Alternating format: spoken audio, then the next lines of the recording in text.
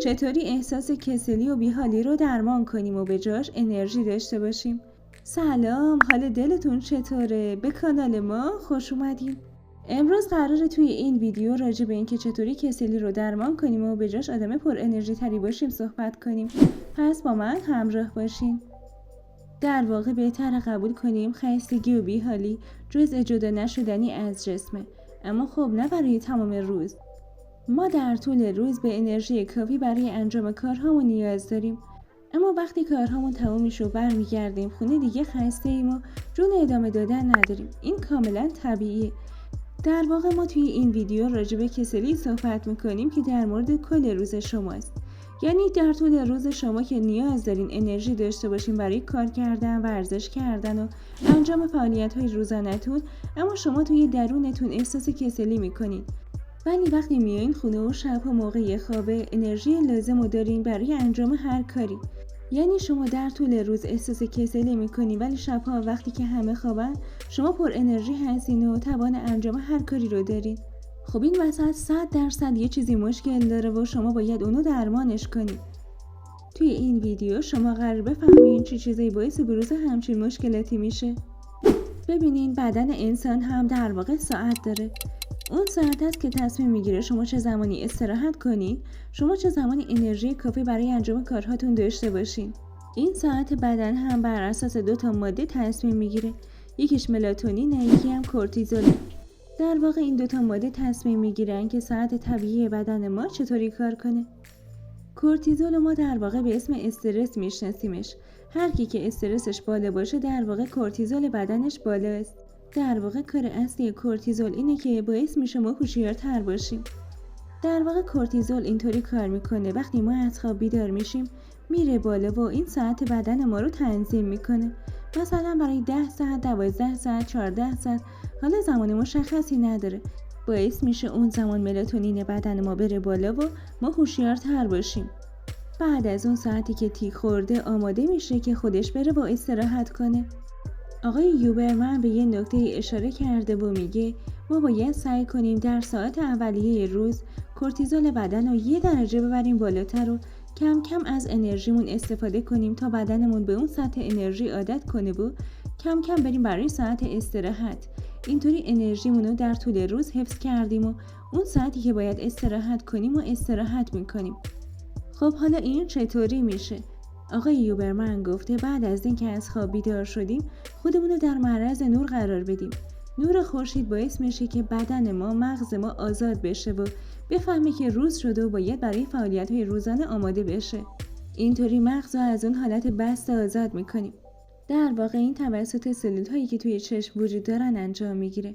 چون یه سلول‌هایی توی چشم هستن که این پیام رو به مغز برسونن و اینطوری این کورتیزول بدن بالا میره.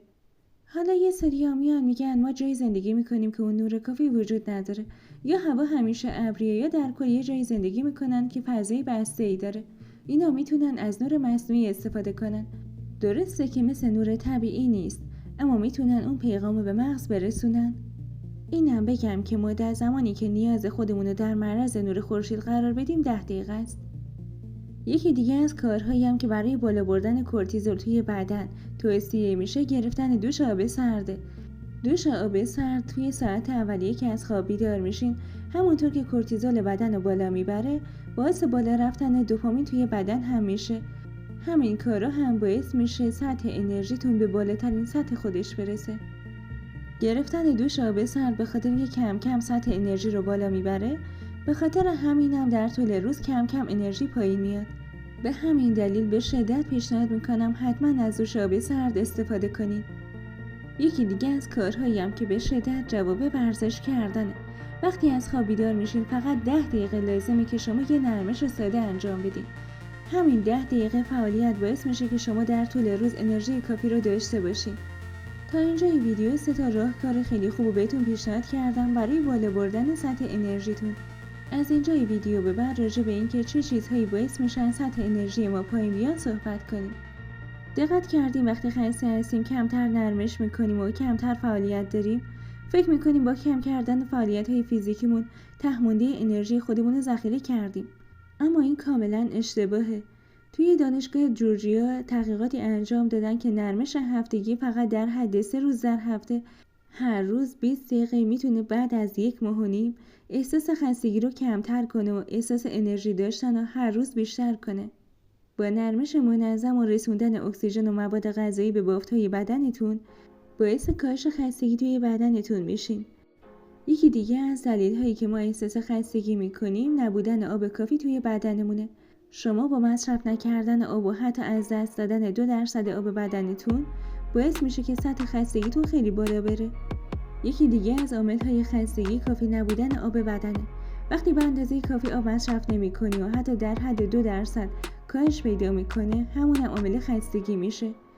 چون وقتی آب بدن کم باشه، خون کاهش پیدا میکنه و غلظتش زیاد میشه. همینم باعث میشه کارایی قلب توی پمپاژ خون کاهش پیدا کنه. اینجوری انرژی کافی به بدن نمیرسه و انرژیتون هم پایین میاد. احساس خستگی و کسلی میکنی. در واقع باید هر کسی در طول روز به ازای هر کیلوگرم وزن خودتون در طول روز مناسبه که 30 cc آب مصرف کنین. یعنی در واقع اگه کسی 50 کیلو وزنشه باید در طول روز 1.5 لیتر آب مصرف کنه. یکی دیگه از عامل‌های خستگی کمبود آهن توی بدنه. کمبود آهن باعث ضعف و خستگی و عدم تمرکزه. همینطور نشون داده کسایی که کمبود آهن دارن باعث میشه که زودتر عصبانی بشن. دلیلش هم مثل بقیه چیزها به خاطر کمبود اکسیژنه.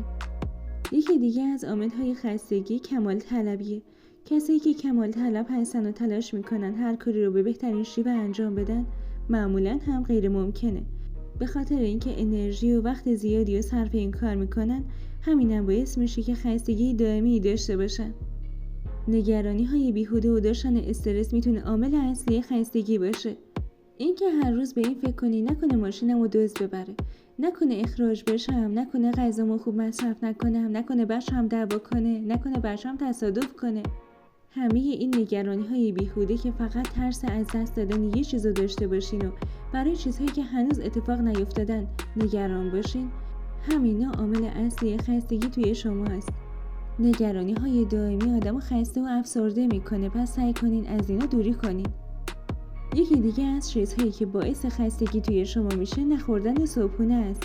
بعضی از ما احساس میکنیم شامی که شب خوردیم ذخیره شده تا انرژی صبح ما رو تامین کنه، در حالی که غذای شب انرژی کار کردن قلب و خون رسانی به بدن در طول مدت خواب رو تامین کرده. برای همین صبح وقتی از خواب بیدار میشیم باید صبحونه لازم رو بخوریم تا برای طول روز انرژی کافی رو داشته باشیم. عادتهای کاری اشتباه هم میتونه منشأ جدی خستگی باشه. توی دفتر کار شلوغ و نداشتن نظم شخصی، قدرت تمرکز و همینطور پردازش اطلاعات رو از مغز ما میگیره. کار کردن توی روزهای تعطیل، چک کردن ایمیل ها توی کافی شاپ و زمانی که قرار بوده صرف استراحت بشه، پاسخ دادن به تلفن در تمام ساعت شبانه روز، نمونه هایی از کارهای اشتباهه.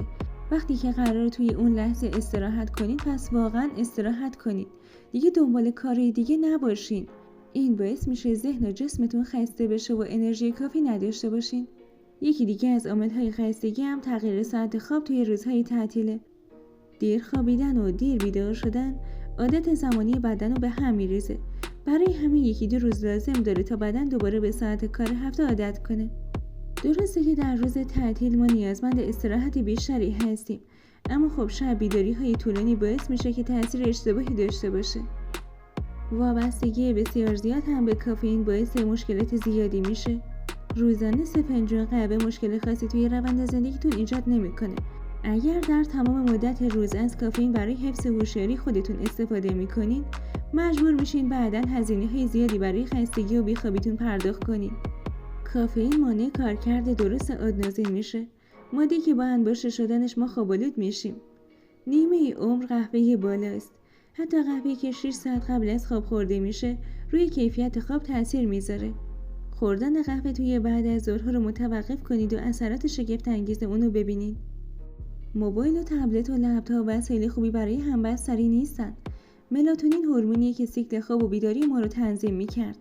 خیره شدن به صفحه موبایل و لپتاپ و تبلت و خوندن آخرین ایمیل ها و آخرین عکس اینستاگرام و خبرهای روزانه روی سطح ملاتونین اثر میذاره. پس اگه میخواین خستگی خودتون رو درمان کنین از این کارها اجتناب کنید. خب دوستان، این ویدیو هم تموم شد. امیدوارم مطالبی که گفتم به دردتون بخوره. اگه این ویدیو رو دوست داشتین ما رو سابسکرایب کنید، نظرتون رو برام کامنت بذارید، لایک فراموشتون نشه. متشکرم. خدا نگهدار.